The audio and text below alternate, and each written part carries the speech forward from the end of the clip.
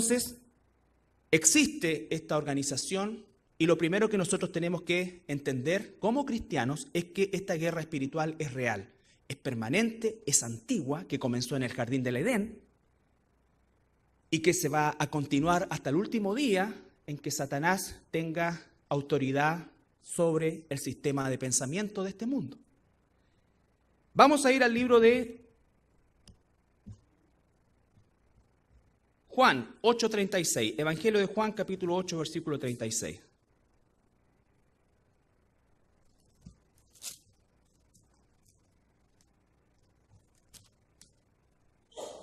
Me asusté, verdad que el reloj está... Chute. Nunca tan latero. Juan 8:36. La guerra es real. Ahora, ¿quiénes son parte de esa guerra? Solo los cristianos. Solo los cristianos. Los no nacidos de nuevo son esclavos de Satanás. Lo crean, no lo crean. Su padre es el diablo. Lo crean, no lo crean. Eso no es el punto. La realidad es que el Señor distingue dos tipos de seres humanos en este planeta. Sus hijos y los hijos del diablo. Y eso inmediatamente provoca un golpe. Yo, hijo del diablo, cuando soy un hombre bueno, una mujer, nunca he hecho mal. Porque lo medimos según nuestra concepción. Según Dios, los hijos de Dios, los hijos del diablo. ¿Merecemos nosotros ser hijos de Dios? Bajo ningún punto de vista. Pero eso no quita que lo somos. Dijo entonces, versículo 36. Así que, si el Hijo os libertare, seréis verdaderamente libres. Si Jesucristo nos salvó, nos compró, entonces somos verdaderamente libres. ¿Libres de qué?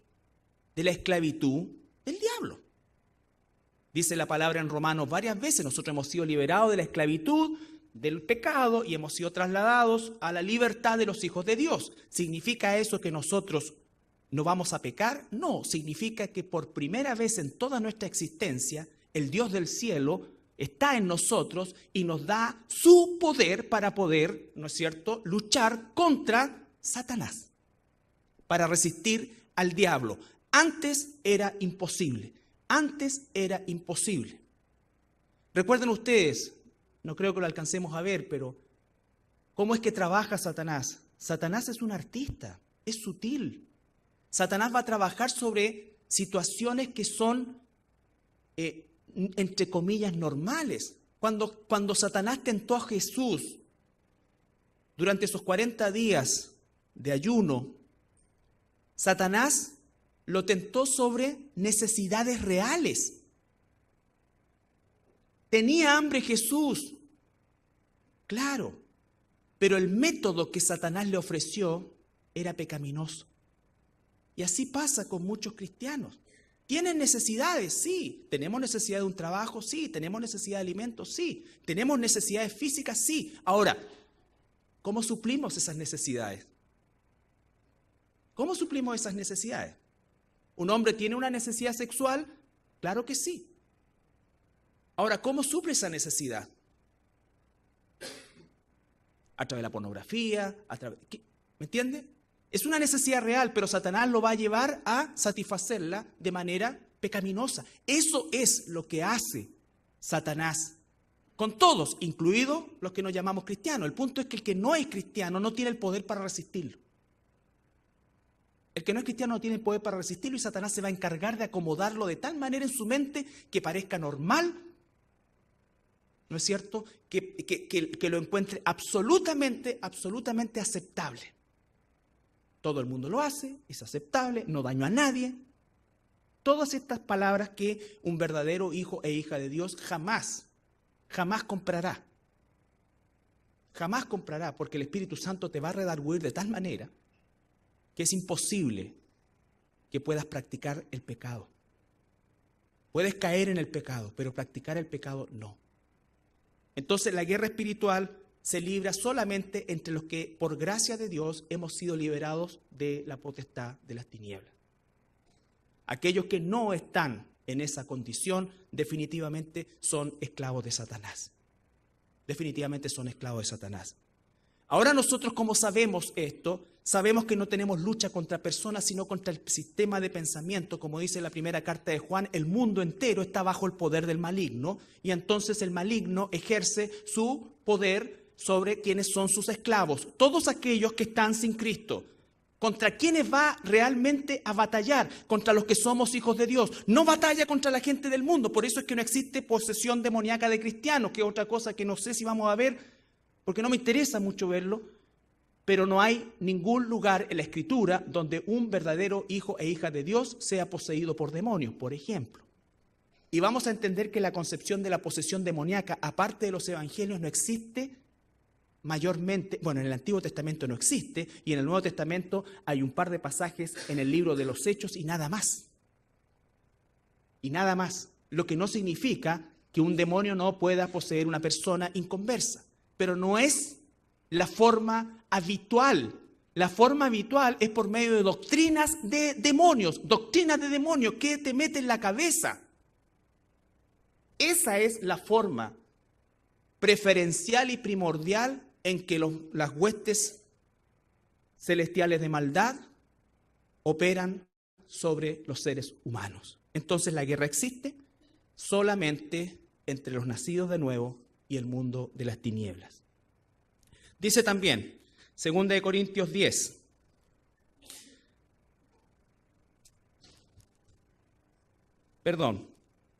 Romanos 6:22, antes de ese. Romanos 6:22.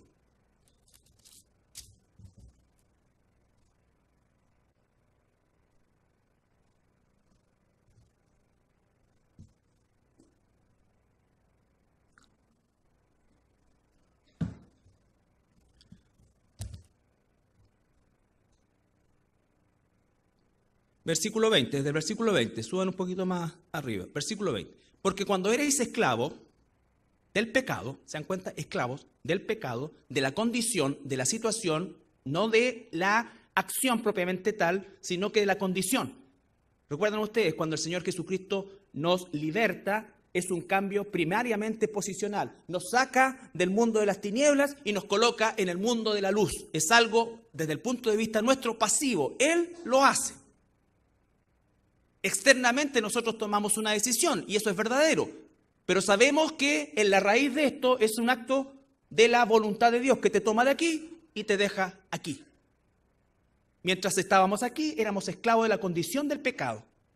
Todo lo que hacíamos, bueno o malo para el mundo, a los ojos de Dios, estaba manchado por el pecado. Por eso es que las obras nos pueden ser herramienta de cambio o moneda de cambio para la salvación. Versículo 20, porque cuando erais esclavos del pecado, erais libres acerca de la justicia, claro. Pero ¿qué fruto teníais de aquellas cosas de las cuales ahora os avergonzáis? Porque el fin de ellas es muerte.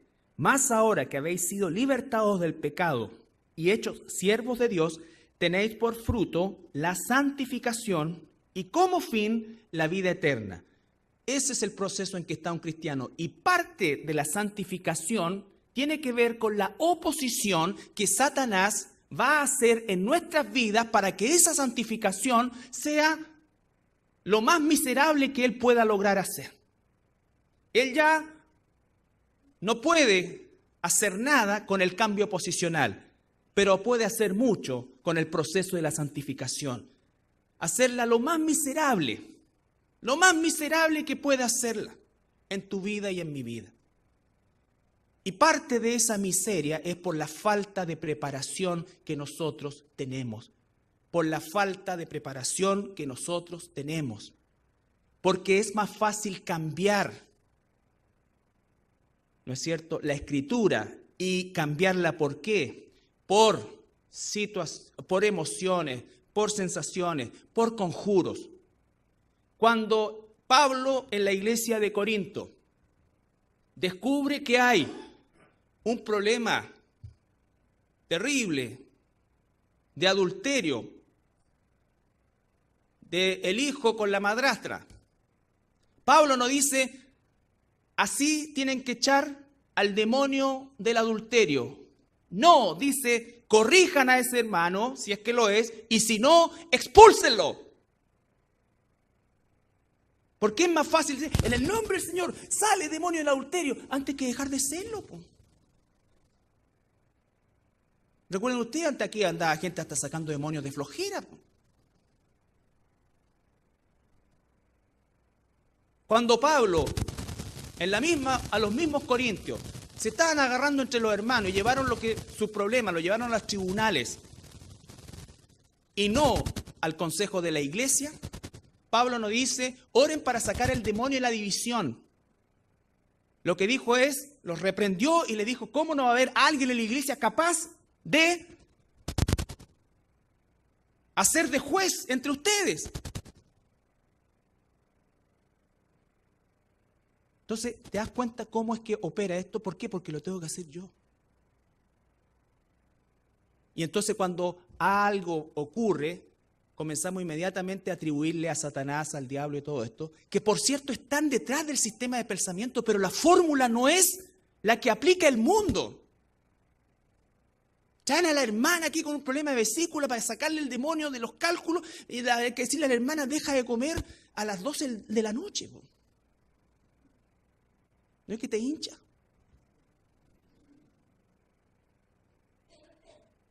Es como que me dijeran a mí, deja de comer chocolate. O sea, yo sé que ahí está, yo no tengo el demonio del chocolate. No.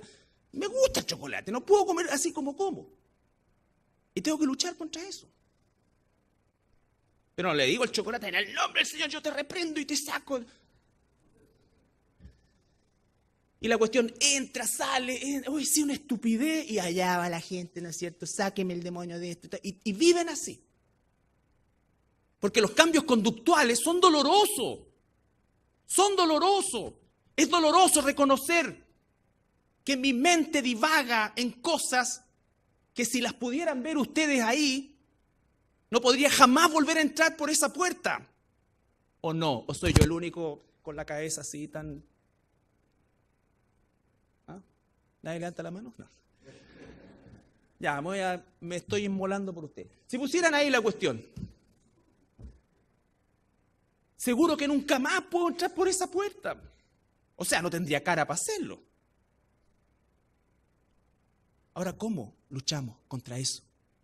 ¿Cómo luchamos contra eso? Porque se viene todos los días como una ola. Dice que tenemos por fruto la santificación. Ese es el proceso, la santificación y como fin bendita vida eterna, cuando este cuerpo mortal ya no gobierne o no sea parte de la naturaleza espiritual que tengo. Pero hay que luchar, hay que humillarse, hay que reconocer el pecado. ¿Cuántas veces? Todos los días. ¿Y cuántas veces el pecado te ataque? Para eso Dios te dio el poder para resistir a Satanás. Todas esas estupideces, que es la palabra que usa la Escritura. Culto de liberación. ¿Qué es eso? Culto de liberación.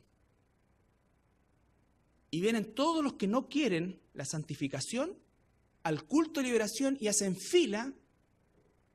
¿Para qué? Para que el brujo que está delante les saque lo que tienen. Esa es la verdad de las cosas. Esa es la verdad de las cosas y tenemos que denunciarlo tal como es, así de crudo. Tenemos lucha contra carne y sangre. Yo no te puedo sacar ni un demonio. Imagínate si yo tuviera poder para sacar demonios, me habría limpiado, pero qué rato. O sea, no ocupo el poder contigo, lo ocupo conmigo. Eso no existe.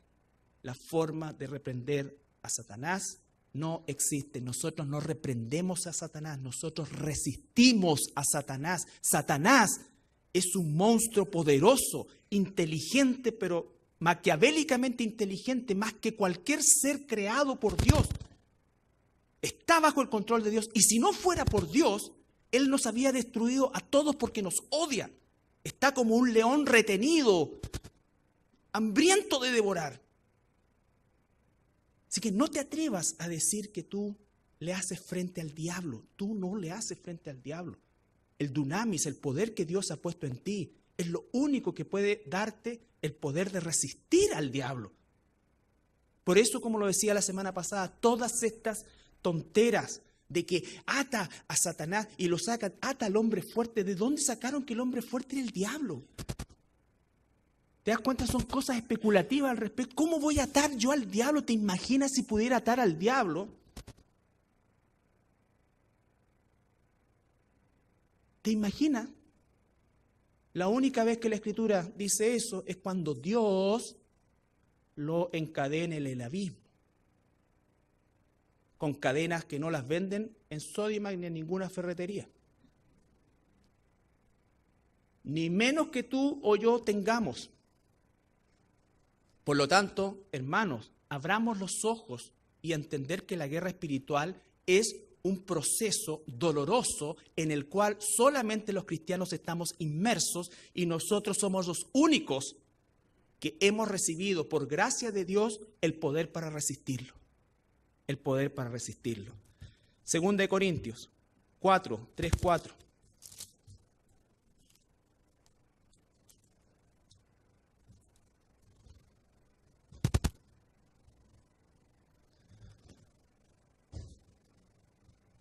Segunda de Corintios 4, 3 y 4.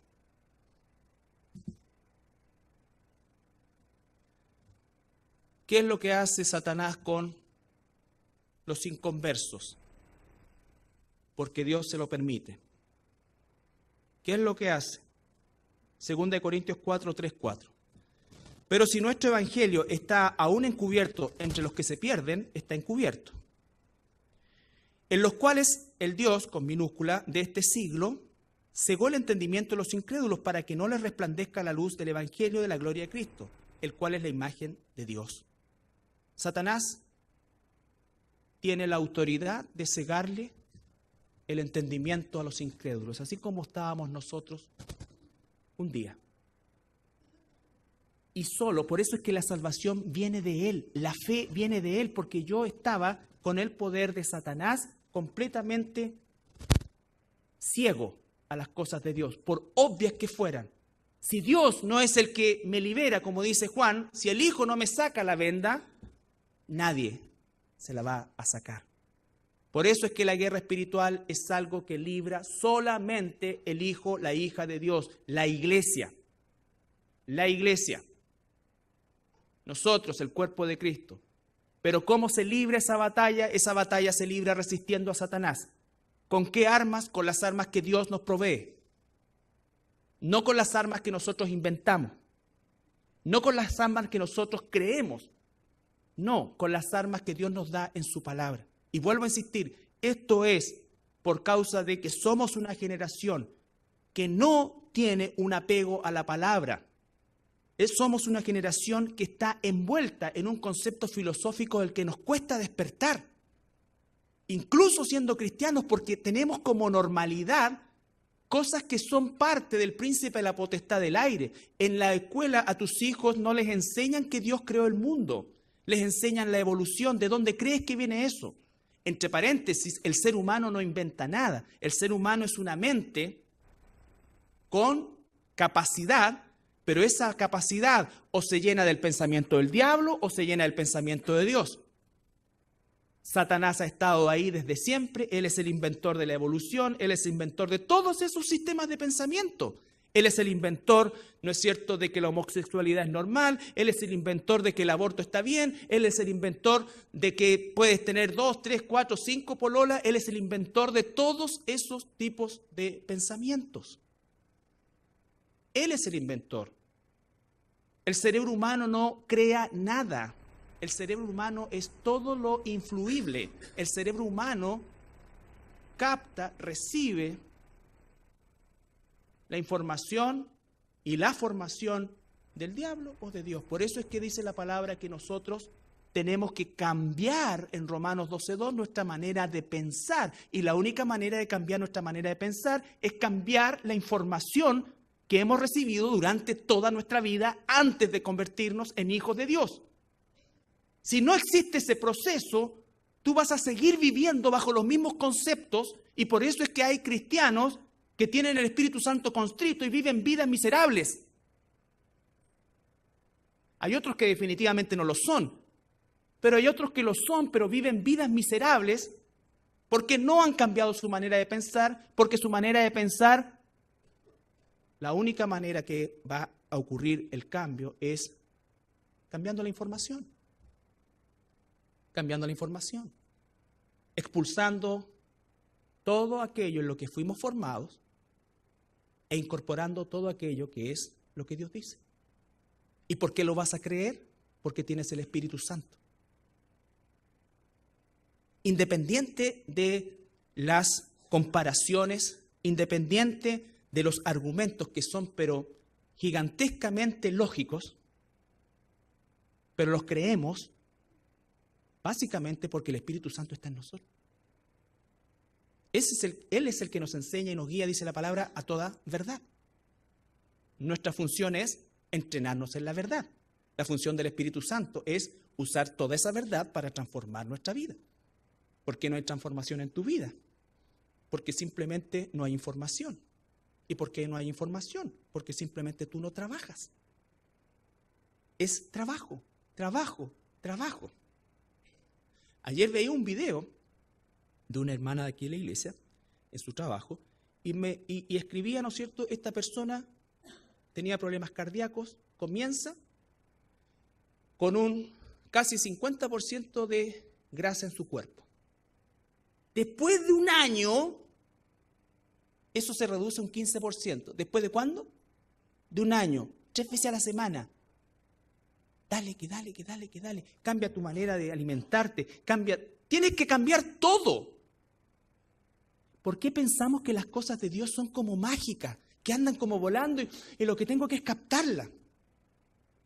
Es trabajo. Si tú no trabajas, tú le das ventaja al diablo. Tú le das ventaja al diablo, definitivamente.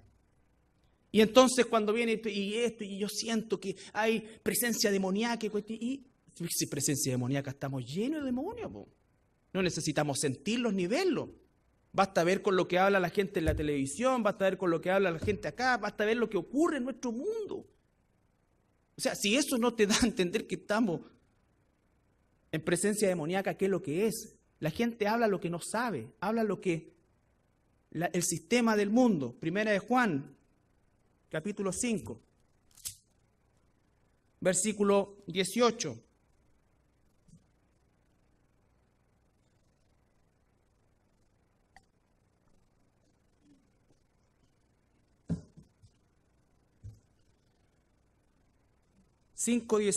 Primera carta de Juan, no Evangelio.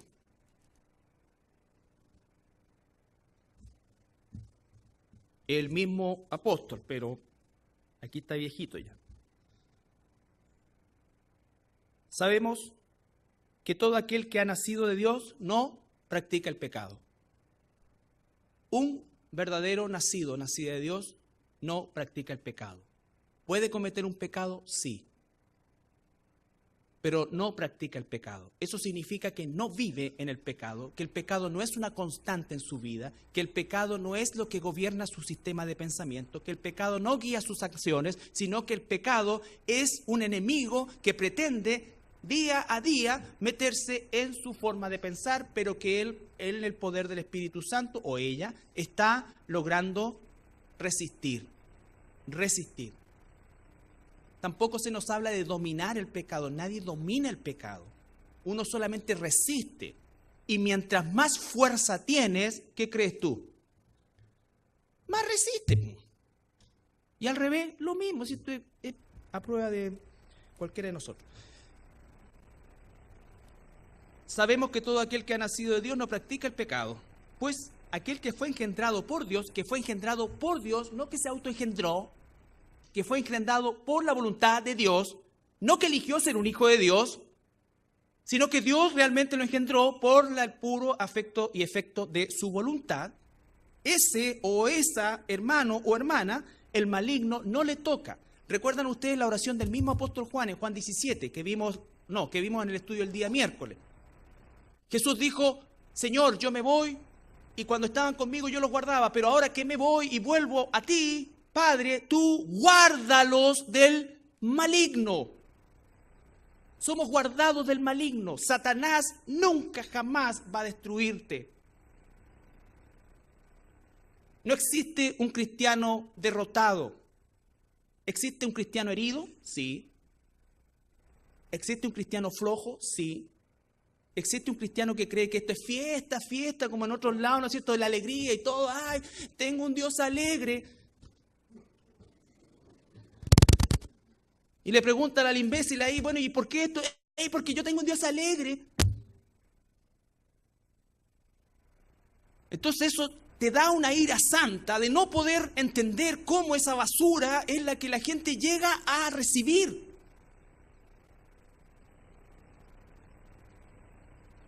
Entonces, todo esto, hermano, es fundamental porque la guerra espiritual no es un chiste. No es un chiste. Tampoco es para que andemos con la cara de charqui de 3 metros porque somos hijos de Dios, todo lo contrario. Pero tenemos que ser soldados preparados, guerreros preparados, capaces de resistir al diablo. No te metas en el terreno del diablo porque te va a hacer pebre. Es Dios. Dios. El Señor a los judíos, a los israelitas, perdón, en el Antiguo Testamento, en ese tiempo eran las 12 tribus, cuando van a entrar a Canaán, les dice, cuando entren a la tierra donde yo los voy a llevar, donde fluye la leche y miel y todas estas cosas, no practiquen las cosas que van a ver abominaciones. Ustedes no se metan con esas, no son capaces de dominarlos. La advertencia y la orden es, no se metan, no investiguen, no vean cómo es, a ver de qué se trata, no se metan. No vamos a hablar hoy día de los demonios, pero ¿cómo es que los demonios entran a el cuerpo de un inconverso cuando rara vez se ve la posesión demoníaca verdadera? Pero la forma en cómo entran los demonios es cuando tú, si eres un inconverso o una inconversa, te pones y entras en su terreno. Ellos están esperando que alguien entre en su terreno. Que la tabla de la ouija, que llamemos a Arturo Prat, que, ¿no es cierto?, que le llamemos al espíritu de Elvis Presley. Todas estas cuestiones para que me dé talento. Todo eso. Entonces, los demonios están ahí. O sea, no va a venir ni uno de esos. El que va a venir va a ser un demonio. Y ahí sí que va a tener la posibilidad de arraigarse. Pero un hijo de Dios no ocurre eso. Porque por muy debilucho que esté, el sello del Espíritu Santo impide eso. Esa protección no viene de nosotros, viene de Dios. Viene de Dios. Entonces, sabemos que somos de Dios, versículo 19. Sabemos que somos de Dios. Y el mundo entero está bajo el maligno. Eso significa todo el sistema de pensamiento que el mundo tiene es del maligno. Todo el sistema de pensamiento que el mundo tiene es del maligno. Ese es un absoluto. Nosotros somos extranjeros y peregrinos. Estamos llamados incluso a respetar el sistema hasta que el sistema dice que no puedes leer más la Biblia, que no puedes juntarte más como cristiano, que no puedes predicar más el Evangelio. Pero todo el sistema va en contra del maligno, va a favor del maligno y en contra de la voluntad de Dios. Por eso es que cuando el cristiano, y sobre todo el líder cristiano, se involucra en la política, creyendo que a través de la política va a conseguir cosas, cuando alguien dice, mira, nosotros conseguimos la ley de culto, nosotros conseguimos que entonces el gobierno ahora nos escuche, nosotros conseguimos que... ¿Y de qué te sirve? ¿Están creídos que si hubiera un parlamento cristiano, que hubiera un colegio cristiano, que... No. Todo es porque aunque sea un colegio cristiano y recontra cristiano, va a tener que pasar las materias del Ministerio de Educación. Va a tener que pasar las materias del Ministerio de Educación, va a tener que hacer eso. Pero estamos insertos en el mundo, pero no somos del mundo. Somos guardados del maligno y somos capacitados por el poder de Dios para resistir las obras del diablo. Somos capacitados para resistir las obras del diablo. Colosenses 2:18.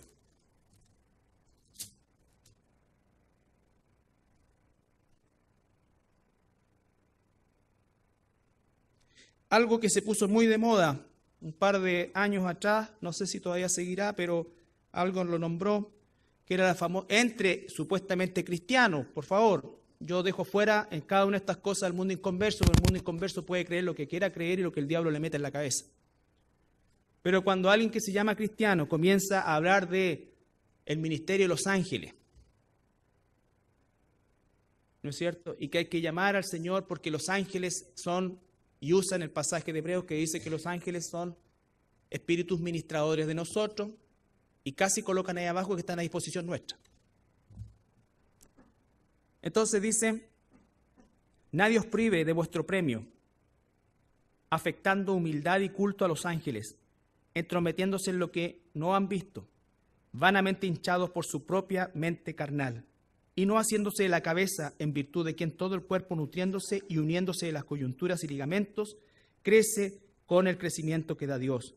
Pues si habéis muerto con Cristo en cuanto a los rudimentos del mundo, ¿por qué? Como si vivieses en el mundo, os sometéis a preceptos como no toques, no manejes, no guste, no esto.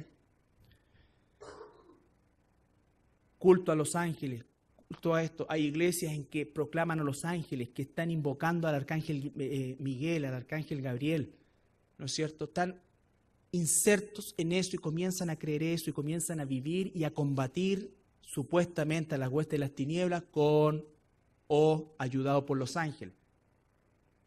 Nosotros tenemos al Espíritu Santo, es Dios. No necesitamos un ángel. Además, los ángeles no están para el chuleteo nosotros. Por si a alguien se le ocurre llamarlo. Porque en una esa te ponía a invocar un ángel y no eres un hijo de Dios y pero aparece el demonio. Entonces, ¿por qué Dios nos dice?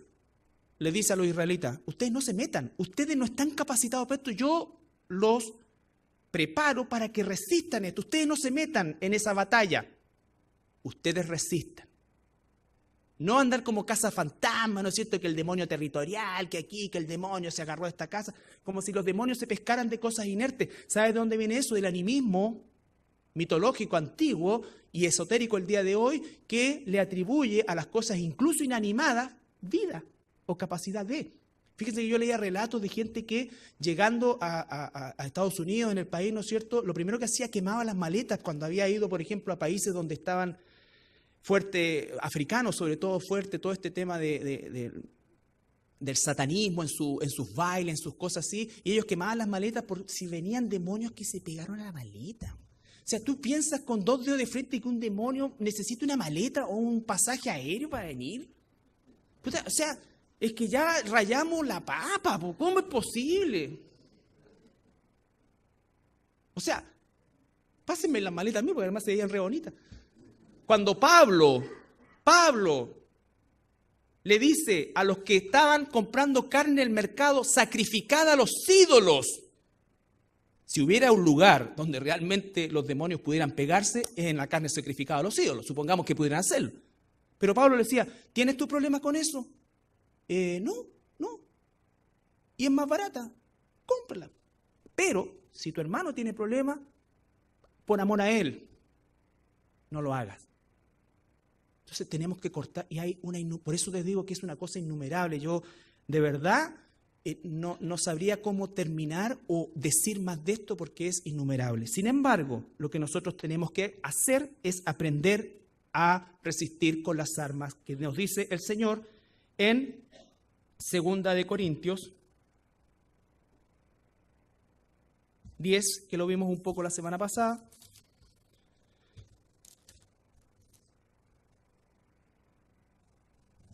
Versículo 13 en adelante, hasta el 6. 2 de Corintios 10, 3 al 6.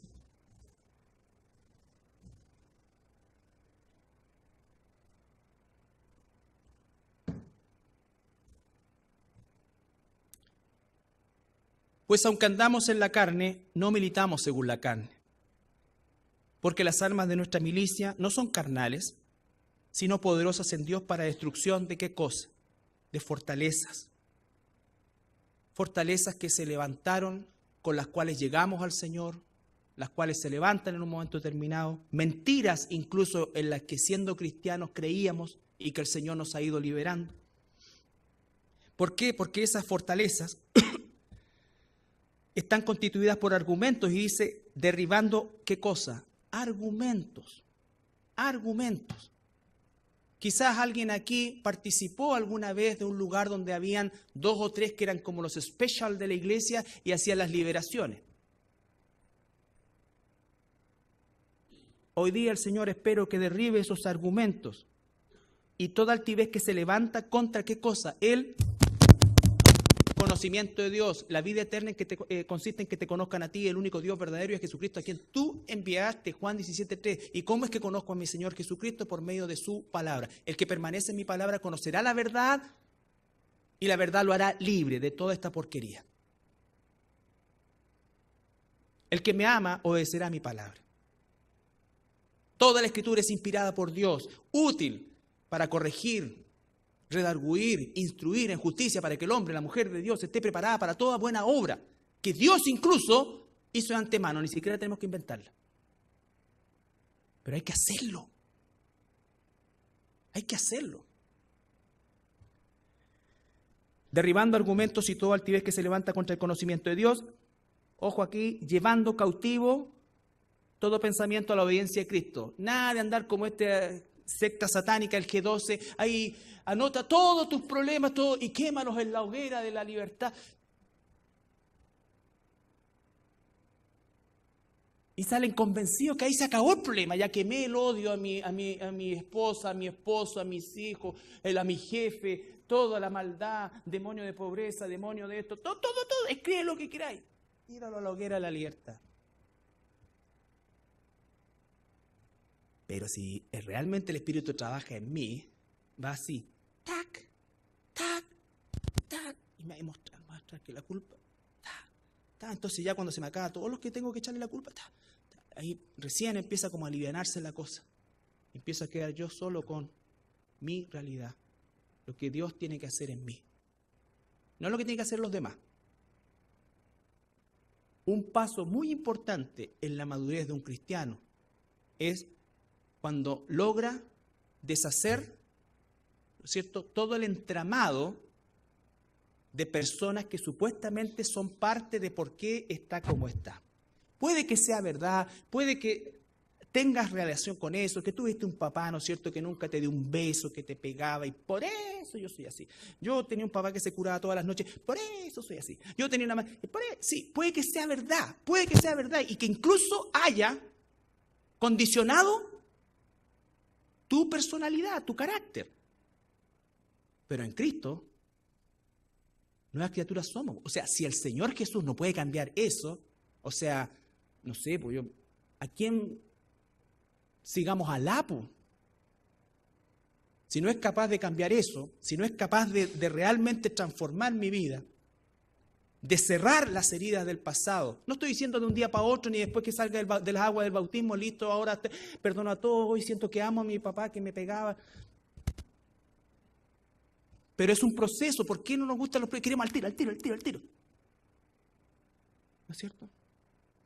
Ayer estaba yo haciendo una cosa en el computador y se demoró, te juro, de 4 segundos. 3. Uy, está lenta esta cuestión. Entonces después te pegan las cachetadas. Estaba preparando esta misma cosa. Mira lo que estoy diciendo. No soy capaz de... Está lenta esta cuestión. Entonces, eso lo trasladamos a la realidad de la Escritura. Y por eso es que fracasamos. Porque entonces, oye, pero si llevo una semana orando y no siento nada. Toda tu vida vaya a tener que orar. Te aviso que es toda tu vida. Vas a tener que luchar contra esa tendencia pecaminosa que todavía existe ahí y que hoy, por gracia de Dios, tienes el poder de Dios para resistirla. Alguien que tenía y que tiene el problema terrible, ¿no es cierto?, de la homosexualidad y que es un cristiano verdadero. Oramos para que el Señor le quitara eso inmediatamente. Y el Señor no lo hizo. Entonces, ¿cuál es la forma de luchar? Todos los días contra ese deseo que va a venir, resístelo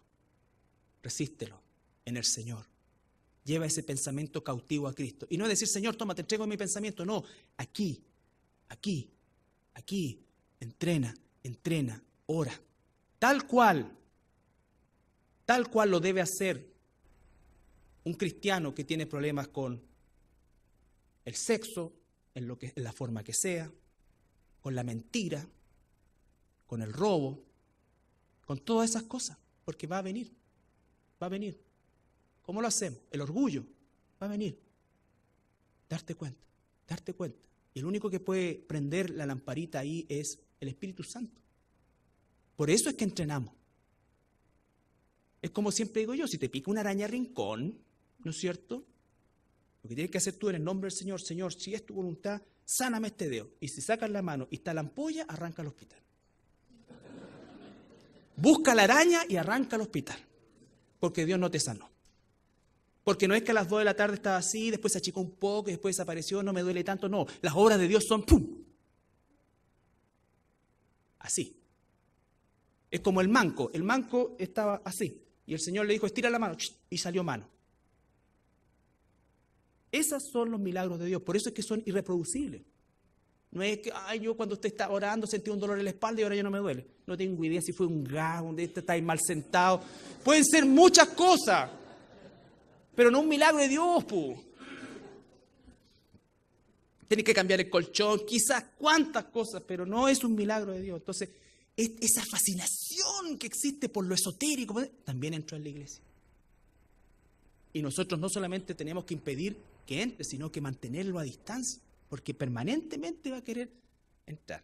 Cuando viene alguien y dice, oye, usted aquí no ha... No, pero usted no ha... No. Y usted no ha... No. Entonces la gente dice, no, pero es que tenemos que ser más receptivos. No. Menos con la gente que viene de otro lado. Con el respeto y el amor que me merecen.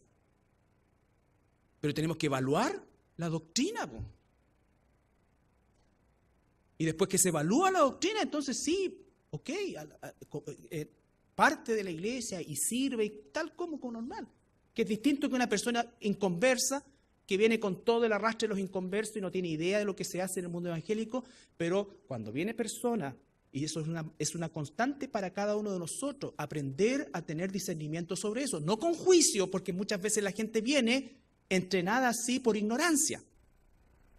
Y si están llegando a un lugar donde no somos ni mejores ni peores, lo único que hacemos es enseñar la palabra de Dios como es, solamente sin ningún añadido, entonces damos gracias a Dios porque son ovejas de Dios que están insertas como muchas que deben haber en estos lugares que no son definitivamente de Dios, aunque se llamen iglesia. Uno se puede llamar como quiera, pero el punto no es como yo me llame, el punto es realmente quién es la cabeza de la iglesia. La cabeza de la iglesia es Cristo, no es el pastor. No son los ancianos, es Cristo. Y eso significa que las directrices están dadas por Él. Y por último, hermano, Santiago 4:7.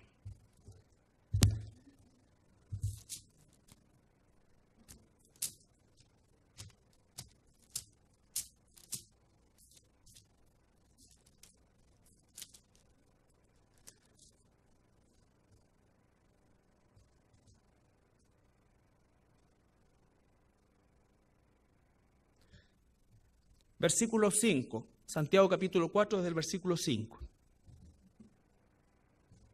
Santiago capítulo 4, versículo 5. ¿O pensáis que la Escritura dice, en vano, el Espíritu que Él ha hecho morar en nosotros nos anhela celosamente? El Espíritu Santo no va a permitir, así como así, que un hijo, una hija de Dios viva en pecado. Un hijo, una hija de Dios que está practicando el pecado y no escucha la voz del Espíritu para arrepentimiento, creo que no debe ser hijo de Dios. Esa es la realidad de las cosas. Porque el Espíritu de Dios celosamente nos está redarguyendo. ¿Por qué? Porque somos propiedad de Dios. Y como propiedad de Dios, Él nos está permanentemente guiando en esa dirección. Pero Él da mayor gracia, por esto dice, Dios resiste a los soberbios y da gracia a los humildes. En este contexto, ese concepto de soberbia significa aquellos o aquellas que dicen, ¿no es cierto?, que no hay problema en sus vidas, que todo está perfecto, sin embargo, están siendo redarguidos por el Espíritu Santo, o peor aún, no están siendo redarguidos por nada. Un cristiano verdadero se humilla, es humilde, reconozco mi pecado, asumo mis consecuencias, pido perdón, Señor, lucho, otra vez. Pero someteos pues, ahí está, someteos pues. Lo mismo que dice en Efesios 5:1, someteos unos a otros. Ahora nos dice, someteos pues a Dios. Si yo no estoy sometido a Dios, lo que viene a continuación no es posible ejecutar. Dios tiene un orden. Si yo no me someto a Dios, no puedo resistir al diablo. Y si no puedo resistir al diablo, él no va a huir y va a continuar mintiendo y llevándote a un despeñadero cada vez más grande. Y si tú eres una persona soberbia que nunca reconoce eso y que te justificas en esa situación, entonces tú no eres un hijo de Dios. No eres una hija de Dios. Someteos pues a Dios, lo primero, someteos pues a Dios. Resistid al diablo, de ahí viene el poder de estar sometido a Dios. Si no estoy sometido a Dios, no tengo poder. Y Él huirá de vosotros. Él huirá de vosotros. Hay un orden ahí. Acercaos a Dios y Él se acercará a vosotros. Pecadores, limpiad las manos, y vosotros los de doble ánimo, purificad vuestros corazones. Afligíos y lamentad, y llorad, vuestra risa se convierta en lloro, y vuestro gozo en tristeza. ¿Por causa de qué? Del pecado. Del pecado, y porque le hemos dado espacio a Satanás y somos hijos de Dios. Y cuando nos damos cuenta de eso, al igual que los judíos que escucharon el Evangelio por primera vez, dice que su corazón se compungió y preguntaron, ¿qué hacemos? Así también un hijo de Dios verdaderamente se arrepiente y se humilla. Versículo 10. Humillaos delante del Señor y Él te levantará. Hermanos, la guerra espiritual es real. La guerra espiritual es feroz. La guerra espiritual es continua. Pero como hijos de Dios e hijas de Dios, somos los únicos que estamos conscientes e insertos en ella. Y las armas de nuestra milicia no son carnales, son espirituales. Y las armas que Dios nos ha dado están en su palabra. Un hijo de Dios, un hombre, una mujer nacido de nuevo, tiene por primera vez el poder de Dios para resistir al diablo. Pero ese poder no va a funcionar si nosotros no nos sometemos a Dios. Si nosotros no nos sometemos a Dios, el diablo no huirá de nosotros. El diablo no huye de nosotros por causa de nosotros. El diablo huye de nosotros por causa del poder de Dios. Somos nosotros depositarios de ese poder de manera inmerecida. Entonces, si tu Espíritu Santo está constrito, espero que el Señor te haya hablado a ti y a mí en relación a cambiar mi manera de pensar, pero esto es trabajo. Esto no va a venir por arte de magia, no va a ser algo esporádico, no es que en una semana le doy y la otra de vacaciones y después le doy, no existen, no son terapias de pulso, son todos los días constante. Y si además de saber que estás en la lucha, te agrada cómo el Señor va transformando tu vida a pesar de lo doloroso que sea, entonces tú no tienes ningún problema en decir, soy un hijo, una hija de Dios. Porque sus mandamientos, a pesar que son dolorosos, no son gravosos. Hay una diferencia entre doloroso y gravoso. Nosotros somos puestos cada vez más para ser liberados del yugo de nuestro pecado. Amén. Nos ponemos de pie para orar.